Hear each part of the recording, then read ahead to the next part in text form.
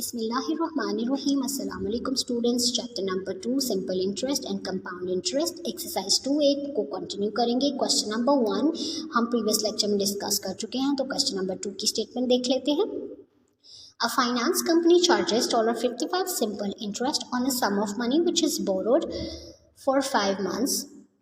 Given that the rate of interest is 12% per annum, find the sum of money.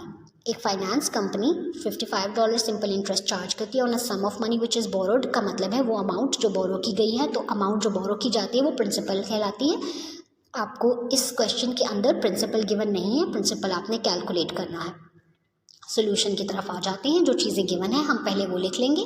Simple interest आप जानते हैं given है which is equals to $55। Time period is given in months, तो time period 5 months है। 5 months को years में convert करने के लिए आप 5/12 करेंगे। 5 divided by 12 is equals to 0.41667। Now rate of interest is 12% per annum, तो रेट ऑफ इंटरेस्ट को हम आर से रिप्रेजेंट करते हैं which is equals to 12%। Principal हमें कैलकुलेट करना है। फॉर्मूला सिंपल इंटरेस्ट का यूज़ करेंगे क्योंकि इसमें सिंपल इंटरेस्ट की बात की गई है। फॉर्मूला क्या होता है, I is equals to P multiply R divided by 100 multiply by T.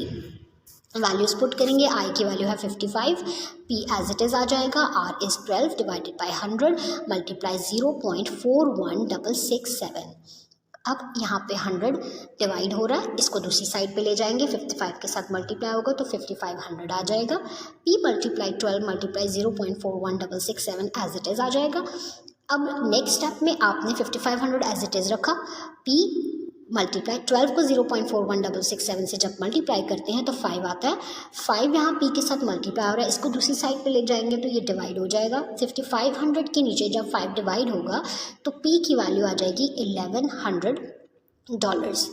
तो यहीं पे हमें इसमें कैलकुलेट करना था प्रिंसिपल की value. Now let's move on to the next question, question number 3।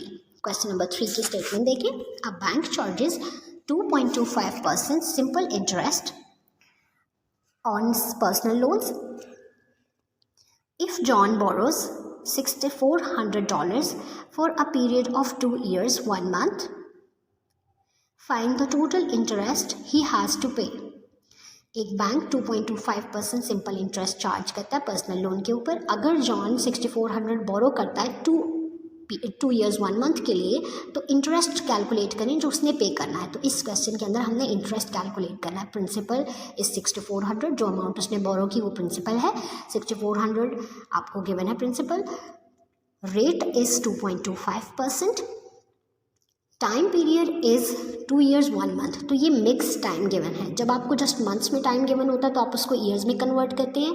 तो जब ईयर्स और मंथ मिक्स टाइम गिवन है तो आप इसको मंथ्स में कन्वर्ट करेंगे। 1 year में 12 मंथ्स होते हैं, तो 2 years equals to 2 multiply 12 plus 1। 2 multiply 12 is 24, 24 में 1 ऐड करेंगे तो टाइम की वैल्यू आ जाएगी 25 मंथ्स। अब सिंपल इंटरेस्ट की बात की गई है तो फॉर्मूला सिंपल इंटरेस्ट का ही यूज़ करेंगे। I is equals to P multiply R divided by 100 multiply by T। Formula के अंदर वैल्यूज पुट करेंगे। I कैलकुलेट करना है तो I एज इट इज़ आ जाएगा।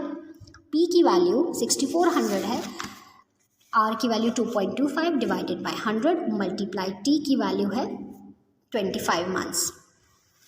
अब आपने 2.25 को 100 से डिवाइड किया तो ये आएगा 0.025 मल्टीप्लाई 25 एज इट इज़ आ जाएगा। तीनों टर्म्स को आप मल्टीप्लाई करते हैं तो आई की वैल्यू आपको आ जाएगी $3600।